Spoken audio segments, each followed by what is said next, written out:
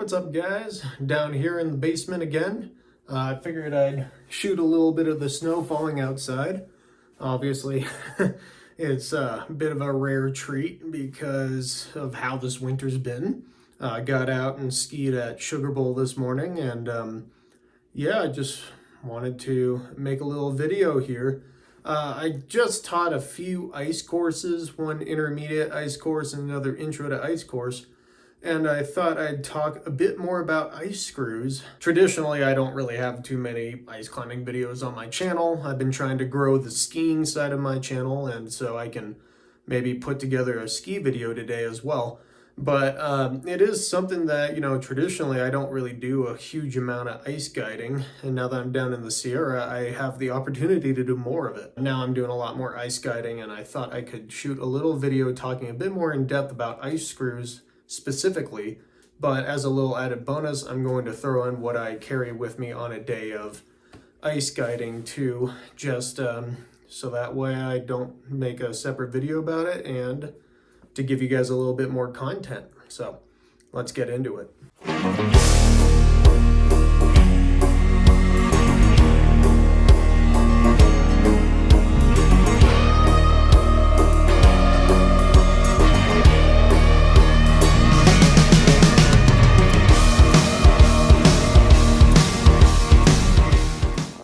Okay, so gonna do table view right here. I have stuff laid out. My ice screws are in this bag right here. That's gonna come up after I talk about all this other stuff. Actually, here, first thing's my harness, Petzl Sita, and I have two ice clippers on it. The Sita itself comes with just two spots for ice clippers, but you could take one of Petzl's add-on ice clippers and add in another spot if you have like ice screws for your anchor, and then you just want these for your climbing. I didn't do any multi-pitch ice, so I didn't use a anchor screw, so to speak. I only carried enough screws to lead a pitch to hang up a top rope, so that's what I have. But during the winter, this is my ice climbing harness, and it just stays with the ice clippers on, ready to go. And if I wanted to use a harness for like climbing in the gym or something, I grab something different. But that's my harness. Quick draws, same quick draws I've had since I ever begun my channel. These are the Black Diamond Oz. They're still holding up great. I've been taking good care of them, barely any burrs. The webbing itself is okay. It's wow, these are dated to 2016 on them, which means in maybe 2 years or so, they're going to be about 10 years old, so I should probably get new ones after that. Yeah, this one says 2016 also, but yeah, still have a few years left with them. And then also I'm carrying two Alpine draws. These are ones made by Camp. And one's put together, the other one just is right here for the neck, and that's carried for it.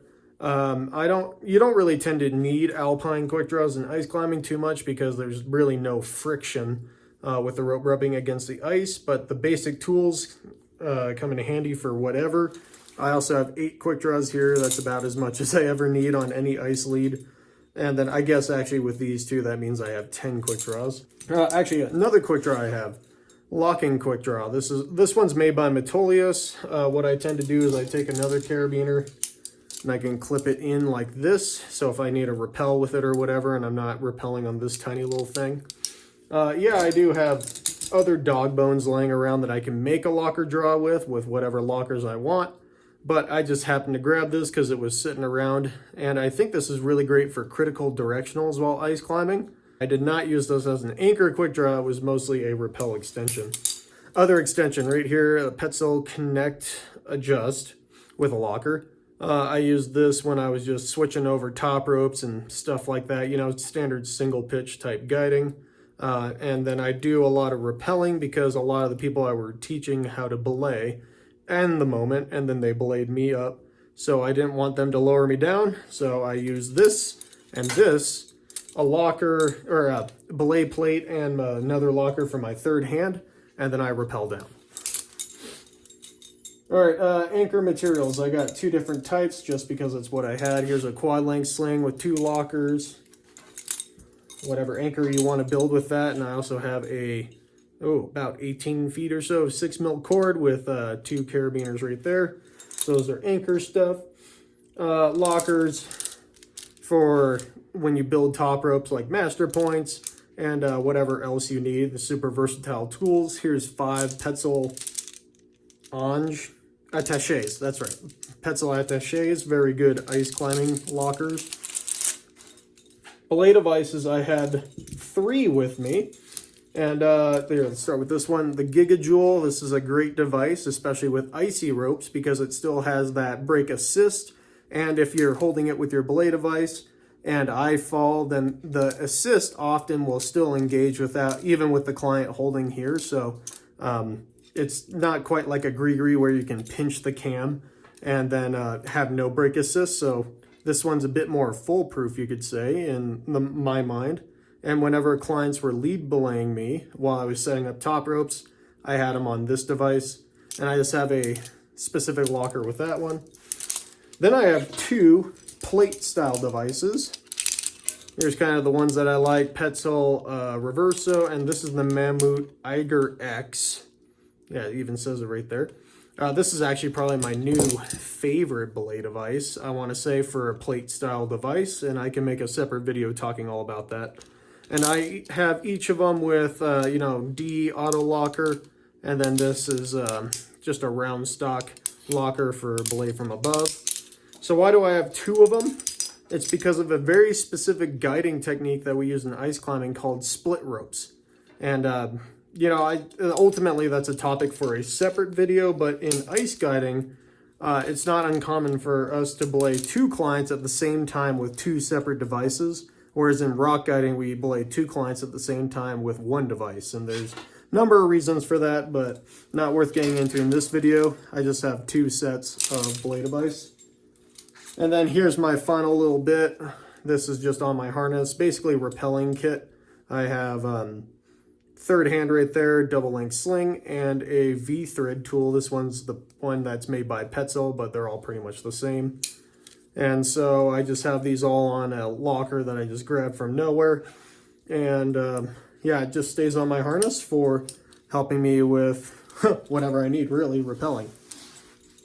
So right there, that's all the metal gear along with the harness.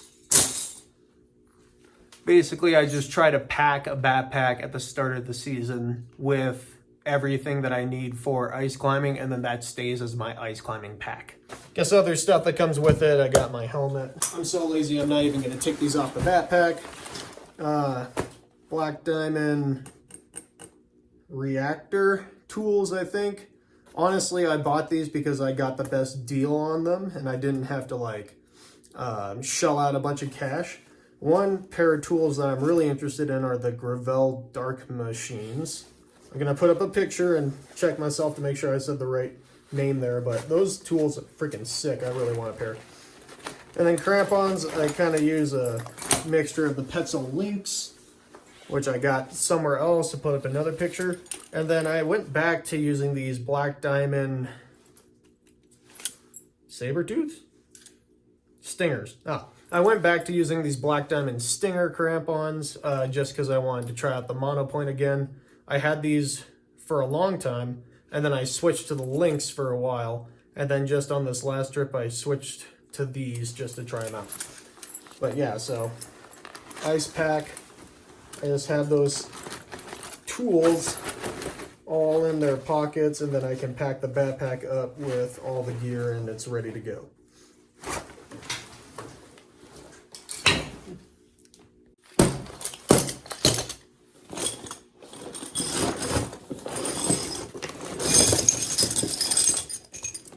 Okay, laid them all out nice right here. These are all the ice screws that I own. I didn't even realize this, but it is quite a lot. Over the years, you lose some screws, you buy some screws, and eventually just kind of this and that happens, and then you wind up with a bunch of ice screws. I started off with all of these steel screws right here that you see. And, not too long after I bought all the ice screws I want, they came out with the ultralights. Kind of the way how my trajectory was is starting off as an alpine guide and then, learning to ice climb let me start with, I did ice climbing, and then I sort of became an alpine guide. And so originally when I started ice climbing, it was the same as anyone else. It was at the park, and then that all makes sense to have steel ice screws because they do last longer. They're heavier, obviously, but also when I started buying these, they were the only thing available at the time. And so for a while, going into the Alpine, I'd carry a steel screw, something like this, maybe a 19 centimeter, and then I eventually, go into 2 and 3 and whatever. And then, as time goes by and your body starts to break down, I became a total weight wimp, and that's when I started buying ultralights. So I originally bought these, 1, 2, 3, 4. Yeah, I originally bought these green ultralight screws. These are the Black Diamond ultralights after they came out. Made like any other ultralight screws, steel teeth, aluminum shaft, I would use those in the Alpine, and a lot of times I'd only have to bring like a 19 and a 16 was kind of my common screws I carried with me. And then around very late season in spring or so, I'd pull out these two 13s and have 4 screws with me, even when I'm just climbing like the Easton on Baker. And then what happened is people kept paying me to climb the North Ridge of Baker with them. And that's actually kind of the heaviest rack you have for technical alpine guiding in Washington, because you have to carry a bunch of screws and quick draws rather than just like cams. And so I would, my general rack for North Ridge of Baker was 8 ice screws. And then I would just bring these 6 ultralights and then a few more steels. And then after a while, that got a little hard, so I bumped up and I got a few more ultralight screws, which is how I wound up with the Petzl ones. And so now I have these two, this one, this screw right here. I was also doing a lot more ice guiding on seracs up in Washington, which required a long walk. And so I got a few more long screws to build good anchors for seracs. And, that, for a long time, that was it. And then just recently, I got assigned to these ice courses, and I bought a few of these smaller screws. These ones are actually the same as these. These are 10 centimeters. These are 9. These are camp. But then I also bought some of those camp 7 centimeter screws. Look at how tiny this thing is. And that's because we've been having quite a bit of thin ice lately. So I've actually placed these a few times now. And I'd never placed up to 4, but it is pretty common that if you do want one small screw, you're going to want a bunch. So if I was going to be done buying ice screws for the rest of my life, I got 4 of them. These were kind of a nervous buy, you could say, since I'm not the most savvy ice climber out there. I like to have protection. And when we were out there climbing the day before, these 10 centimeter screws were bottoming out on the rock with still that much screw left. So I wanted screws that were going to go all the way into the hanger. Anyway, so now that I've had that opportunity, I've used Black Diamond, I've used Petzl screws, I have camp screws right here. I've used a couple of other ones in passing, but those are kind of like the main things, and I have a bit of preferences for sure. One thing is I kind of don't like Black Diamond ice screws. I bought these because they were the cheapest for me to get at the time when I started ice climbing, and I haven't really moved to anything else. But they're not really that bad, so to speak. But the crank on the hanger, you don't get quite as much leverage as with like one of these ultralight screws with the, it's much further on the crank. And so actually I do feel a difference when I'm placing a larger crank screw. Another thing is the teeth tend to wear out a bit faster than other screws. And I didn't even notice this until I used brand new screws like these camp ones. And the teeth on these guys, they just bit in so much faster into the ice than these screws. So I'm really liking camp screws. They're pretty nice. So another thing I had to do is actually I had to sharpen all of my BD ice screws because I guess, as they tend to do, they got dull over time, and that didn't help me with placing them while I was on lead. The Black Diamond ultralights are pretty nice. It's just the same as any other ultralight. They have steel teeth and an aluminum tube right here. I do like the crank system. The two holes I don't care about at all because I've never used them, but good crank. One thing I was worried about is this piece bending over time, but it still hasn't done it, and so that's kind of nice. These things are actually pretty burly. Yeah, I've definitely seen the pictures, I'm sure everyone has, where the steel screw part pops off and you just have the aluminum shaft. I've not had that happen on these screws, and despite using them on glacier ice, they still tend to be, they stay sharper a little bit longer than some of these like normal steel screws, so that's a neat thing about it. Another interesting thing is you can see when I pull up this screw, you can even see it in the video. You see how this is so much more green than this one? Well, this was like the screw I brought out with me on Baker or any alpine climb when I'm on a glacier. So this one got a lot more sun exposure than this big boy. And you can actually see how the aluminum coloring fades. That's just interesting. I don't know, if you really care about colors, that could be a deal breaker, but I did find that to be kind of interesting. I wonder if it happens on the Petzl screws, but I only bought these recently, like last year, so they haven't really gotten too much fading. Yeah, you can definitely feel the weight between these two screws when it's the really long ones because of that. That entire shaft has to be steel. So people really like steel ice screws because they don't stick as much into the ice. Obviously, they last longer. So I think these would be good like workhorse guiding screws. Like if you actually ice guide all season as your main source of income, it's kind of nice to have a set of steel screws for building anchors and just like day-to-day work because they just last so much longer. And then you can have your aluminum screws for like big missions. That's kind of my setup here is I use these in the Alpine when, you know, I don't want to carry as much weight. And then when I'm doing like ice climbing courses, I'll pull out these steel guys in order to just have a more burly screw, you know? And also it's like when people are practicing placing screws and then they hit a rock or something, they dole out your screws. So I keep my nice ultralight screws a bit better. Let's see now, so Petzl screws and camp screws, you know, I like kind of just the one hole right here that you can clip 1 or 2 carabiners into. I never really find myself clipping here and here, but there's definitely times, maybe if you're on a rappel and you're just with your friends, so you place like 1 ice screw and you both clip to it, then that could work.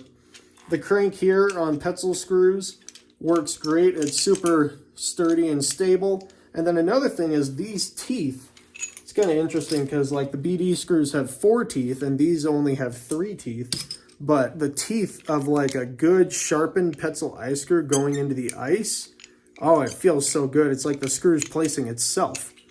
So, I mean, like if I really wanted to, I would probably, if I could, you know, if I actually take these steps, I could probably sell all of my black diamond ice screws to someone just starting out ice climbing and replace the whole fleet with Petzl steel ice screws. I think that's what I would do if I wanted to go through all that work, which I kind of don't. But yeah, placing these things into the ice feels a lot better than the black diamond screws. I'd also say the camp screws feel about the same, that they're much more effortless to get the teeth engaged into the ice and then pull out the crank and drill away. Things, you know, that are kind of annoying is the screw condoms that I have on a few of these screws right here. So if I'm working, I don't keep the condoms on the screws. I put the screws in my screw bag. This one's brought to you by High Mountain Gear. If you want to help support me, my affiliate link with them is in the description, but they make a lot of cool, cool items. And then you can see how this is a big tube. I can fit like 19 screws in here, but anyway, so if I'm using a screw bag and I'm doing like multi-day ice courses or whatever, I don't put the condom on my screw. I keep them in a bag. When I put my screws away for long storage, like seasonal storage, then I will put the condoms on all of these screws. But you can see the screws that are clear right now or the ones that I had in this bag while I was working with them. And then the screws with the condoms on are in more storage mode, you could say. But black diamond condoms, I actually really like these orange ones. They never pop off on their own. And I don't think they're that hard to take off. They have updated them. with this little pull tab here, so it's a bit easier to yank these things off. I can't say that that's a bad thing, but they make some nice condoms. Camp screws have the exact same like setup right here. This little thing goes on the screw, and yeah, they don't pop off at all, and they're easy to take off. Petzl has really dropped the ball on their screw condoms, and that's mostly because these things like fall off so easily. You can see it's just barely in there. I think they kind of are made to like slot this thing in and then twist the teeth into these little holes here, but I can never quite get it right.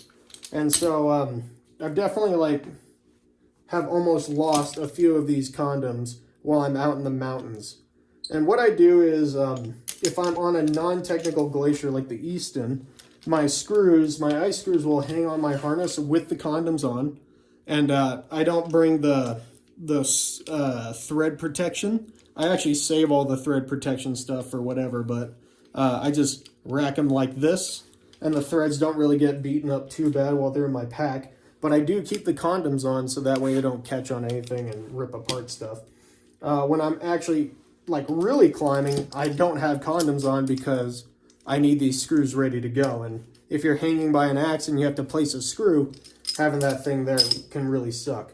So usually what I do is if I was doing something like Northridge of Baker where I have 8 screws in my backpack, is I pack them in my pack with the condoms on. And then when I got to camp, before the climb the next day, I take all the condoms off and I leave them in my tent. And then I put these in my backpack and I can pull them out on the climb, clip them onto my harness, and then go to the top. And then generally at the top of the mountain, I take all the screws except for maybe 1 or 2 off and then throw them in my backpack. You only need like 1 or 2 on you to get down. Then when I'm back at the tent, I put all the condoms back on. And that's how I have managed to not lose these things, because they are hard to find, it seems. You have to basically buy a new screw. Petzl's been making that one hard, but that's my strategy for a multi-day trip, to not lose your spike protectors, and that's really just to protect other things. If you want to like wreck these on your harness with the thread protector, then go for it. I mean, the threads are a very important part of the ice screw, but I just don't tend to deal with it because it's just more crap to deal with while I'm out on the mountain. So yeah, it's a little bit about ice screw considerations. If I were going out for a day of ice climbing, like one of these classes, I'd probably bring a rack more similar to this. Get all those. Probably have about 2 anchor screws. These are both 21s. And then not uncommon for me to have 2 19s. So actually 4 anchor screws. That allows you to build 2 anchors, you know, depending. And if it's single pitch ice, I'll often have 3 screws or build a thread or something like that. And so what I do is I can use like 121, a 19, and a 16 in a 3-screw anchor. And that's for like single pitch ice guiding. If it's multi-pitch ice guiding, then I can use a 19 and a 21 in an anchor. That actually is pretty nice if you have the ice for it. I'm not afraid to use a 19 and a 16 in an anchor, or a 21 and a 16. I'm not afraid to use a 16 in an anchor, all that is to say, because they still are quite long screws. So it gives me options. But yeah, having those 4 screws right there, having about 2 16s is great. And then basically 13s are my main running protection. So I have 4 of those with me. Sometimes I bring as many as 6. And then depending on conditions, I may want a stubby or 2. These are 10 centimeters. And this is what I've been rolling with. This is kind of like my main screw setup, maybe subbing those out for more 13s. And then I've added in some of these and some of these lately for just the thin ice. So I have 12 slots in this thing. So I have 12 screws right here, and then the condoms are still on these, so that way when I throw these in the middle, they don't get tangled up. So this is kind of like a standard day with ice screws for me. Some of you old school folks out there are a bit more into the long screws because, you know, the bigger it is, the more safe it makes you feel for sure. I take a 13 and a 16 and a 21. You see how the threads are about the same height on all of those, even though they're different lengths of screws. And that's because, you know, in the old days, we used to place screws at a positive angle into the ice. And what they found with actual pull tests is that causes a bit more of a leverage action and can cause the ice to fracture more. So it's more ideal to place at a, I guess this would actually be a positive angle and this would be a negative, but placing the screw with the tip higher allows the strength to go onto the threads. And that's where the true strength of the screw is on the threads.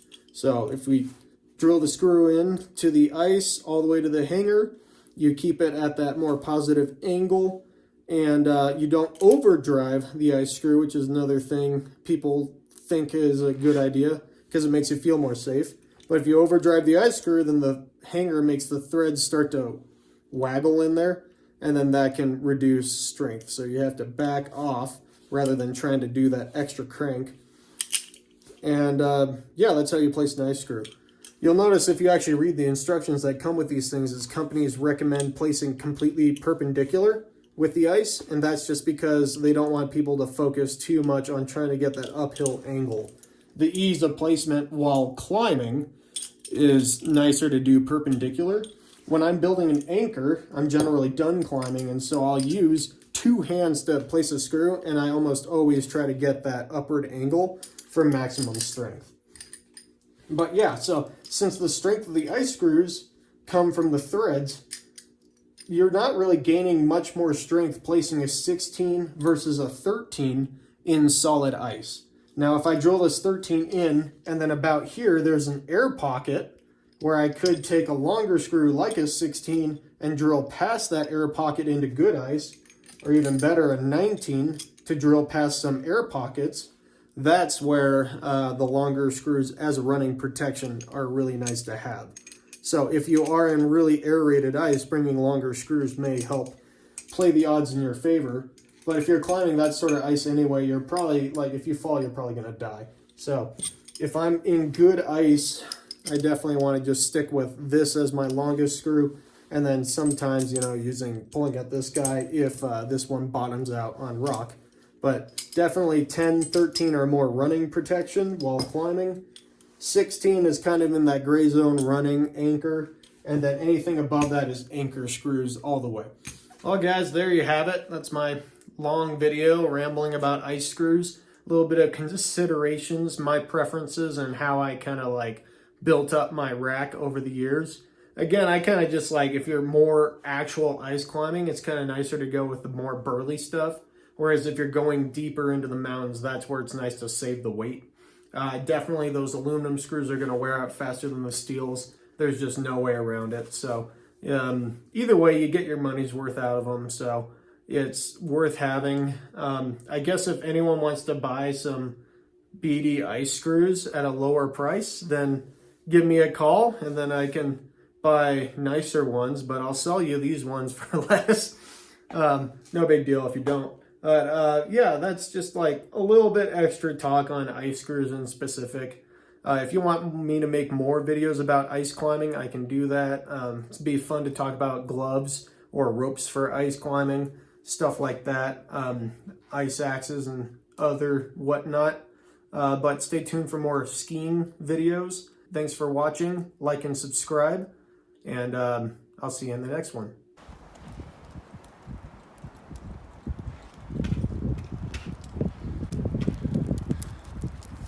Alright, so I started leading up that steeper section right there.